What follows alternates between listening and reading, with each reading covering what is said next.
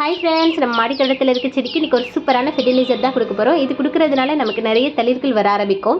என்ன உரம் அப்படின்றத பார்த்துடலாம். இதுக்கு நான் தேங்காய் நாரை ஒரு நாள் நைட் ஃபுல்லாக ஊற வச்சுருக்கேன். சோறு வடித்த தண்ணி, டீ போட்ட அந்த வேஸ்ட் இருக்குது பார்த்தீங்களா, அதையும் நல்லா தண்ணி ஊற்றி அலசி அதையும் இதில் ஊற்றி வச்சுருக்கேன். இது கூட கொஞ்சமாக தயிர் சேர்த்துக்கோங்க. தயிர் சேர்த்துட்டு நம்ம கொடுக்கறதுனால செடி சூப்பராக வளரும். வெயில் காலத்தில் குளிர்ச்சியாக இருக்கிற மாதிரி நம்ம செடிக்கு கொடுக்கணும் உரங்கள். அப்படி கொடுக்குறப்ப செடி நல்லா வளரும். வெயிலில் நம்ம வேர்கள் பாதிக்கப்படாமல் இருக்கும். நுண்ணுயிர்களுடைய பெருக்கத்துக்கு ரொம்பவே ஹெல்ப் பண்ணும். நம்ம மழை காலத்தில் அதிகமான உரங்கள் கொடுக்க தேவையில்லை. ஆனால் வெயில் காலத்தில் எப்போவுமே அதிகமாக சத்தான ஒரு உரங்களை கொடுக்கணும். அப்போ தான் செடி சூப்பராக காய்க்கும். பாருங்கள் எவ்வளோ காய் இருக்குன்னு, எல்லாமே பழுக்க ஆரம்பிச்சிருச்சு. பார்க்கவே அவ்வளோ அழகாக இருக்குது. எப்போ பழுக்கும் அப்படின்னு ரொம்ப நாள் வெயிட் பண்ணேன். நம்ம மாடி தோட்டத்திலேருந்து பறித்து எடுத்துகிட்டு போய் சமைச்சு சாப்பிட்றப்ப மனசுக்கு அவ்வளோ சந்தோஷமாக இருக்கும். புதினா செடியில் கூட நான் ரீசெண்டாக கட் பண்ணி எடுத்துகிட்டு போய் சட்னி அரைச்சிருந்தேன். அந்த வீடியோக்குள்ளே அப்லோட் பண்ணியிருக்கேன், போய் பாருங்கள். அதே மாதிரி சட்னி அரைச்சி பாருங்கள், அவ்வளோ டேஸ்ட்டாக இருக்கும்.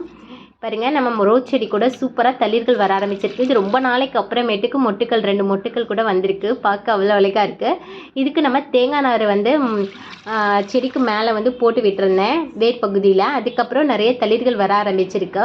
நம்ம வெயில் காலத்தில் மண்ணுக்கு மேலே தேங்காய் நார், இலைத்தருகள் இதே மாதிரி போட்டு நம்ம எப்போவுமே மூடாங்கு போட்டு வைக்கணும். அப்போ தான் வேர்கள் நல்லா ஸ்ட்ராங்காக இருக்கும். நுனி கருகள் ப்ராப்ளம் வராது.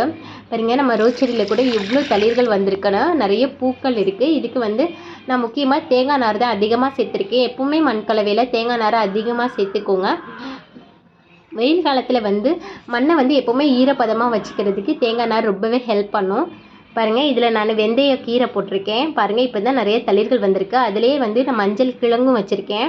அதனால தான் கொஞ்சம் கேப் இருக்குது. பாருங்கள், இது அழகு செடி. பாருங்கள், இந்த கலர் ரொம்பவே பார்க்க அழகாக இருக்குது. இது காலையில் நம்ம பார்க்குறப்ப அப்படியே அந்த இடம் ஃபுல்லாக அப்படியே கலர்ஃபுல்லாக நிறைய பூக்கள் இருக்கும். பார்க்கவே மனசுக்கு அவ்வளோ சந்தோஷமாக இருக்கும். இது குட்டியாக ஒரு கிளை மட்டும்தான் வச்சேன். இப்போ நிறைய வந்துருச்சு. பாருங்கள், பார்க்க இவ்வளோ அழகாக இருக்குன்னுட்டு. மல்லிகை செடி பாருங்கள், எவ்வளோ மொட்டுக்கள்லாம் வர ஆரம்பிச்சிருக்கு. மல்லிகை செடிக்கு நான் வெறும் ஒரு குச்சி மட்டும்தான் முடச்சி வச்சேன். பார்த்திங்கன்னா சூப்பராக தளிர்கள் வந்துருச்சு. இப்போ ரீசெண்டாக பூத்து முடிச்சிருந்துச்சு. அதுக்கப்புறம் நான் கட் பண்ணி விட்டேன். கட் பண்ணி விட்டதுக்கப்புறம் நிறைய தளிர்கள் வந்திருக்கு.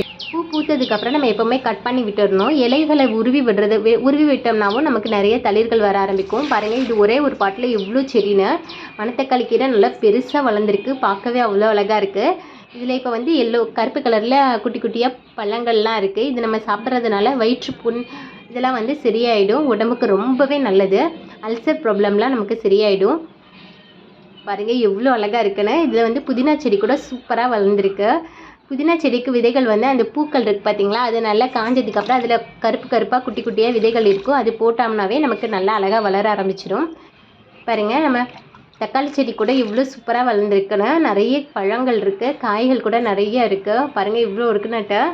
நான் அப்பப்போ நமக்கு தேவையான காய்களை மட்டும் பறித்து எடுத்துக்குவேன். பாருங்கள், சூப்பராக இருக்குது. பார்க்கவே அவ்வளோ அழகாக இருக்குது. இந்த ஒரே ஒரு பாட்டில் பாருங்கள் எவ்வளோ செடி இருக்குன்னு. குட்டி குட்டியாக வளர்ந்துருக்கு. இது நம்ம கொஞ்சம் வளர்ந்ததுக்கப்புறம் வேறு பாட்டில் மாற்றிக்கலாம். புதினா செடி இதுலேயுமே நல்லா பெருசாக வளர்ந்துருக்கு. இது வச்சு ரொம்ப நாள் ஆகுது. பாருங்கள், தேங்காய் நார் நம்ம ஆல்ரெடி ஊற வச்சுருந்தோம் பார்த்தீங்களா, அந்த தேங்காய் நாரை தனியாக எடுத்து வச்சுருக்கேன். அதை நல்லா குட்டி குட்டியாக பிச்சு எடுத்துக்கலாம். இது ஊற வைக்காதது, அதனால பிக்க ரொம்ப கஷ்டமாக இருக்கும். இதையும் நம்ம ஊற வச்சு அப்புறம் எடுத்து நம்ம செடி கொடுத்துடலாம். இப்போ நம்ம ஊற வச்சு எடுத்துருக்கோம் பார்த்தீங்களா, அந்த தேங்காய் நாரை குட்டி குட்டியாக பிச்சு நம்ம ரோஸ் செடிக்கு வேர் பகுதியில் நம்ம போட்டு விட்டுடலாம். அப்போ வெயில் தாக்காமல் இன்னும் நிறைய தளிர்கள் வர ஆரம்பிக்கும். எப்போவுமே தேங்காய் நாரை நல்லா ஊற வச்சு அதுக்கப்புறம் நீங்கள் குட்டி குட்டியாக பிக்கிறதுக்கு ரொம்பவே உங்களுக்கு ஈஸியாக இருக்கும். இப்போ தேங்காய் நாரை நல்லா மூடாங்க மாதிரி போட்டுட்டு அதுக்கு மேலே நம்ம இலைத்தலைகள் போட்டு விடலாம். இலைகள் நம்ம போட்டு விட்டோம்னா செடிக்கு அந்த இலைகளுடைய சத்துக்களும் போகும். வெயிலில் மண்ணும் காயாமல் எப்போவுமே மண்ணும் ஈரப்பதத்தோடு இருக்கும். அதனால செடியோட வளர்ச்சி ரொம்பவே நல்லாயிருக்கும். இந்த வீடியோ உங்களுக்கு பிடிச்சிருந்துச்சுன்னா லைக் பண்ணுங்கள், ஷேர் பண்ணுங்கள், கமெண்ட் பண்ணுங்கள், சப்ஸ்கிரைப் பண்ணி பெல் ஐக்கானை கிளிக் பண்ணி அது கொடுத்துக்கோங்க. தேங்க்யூ.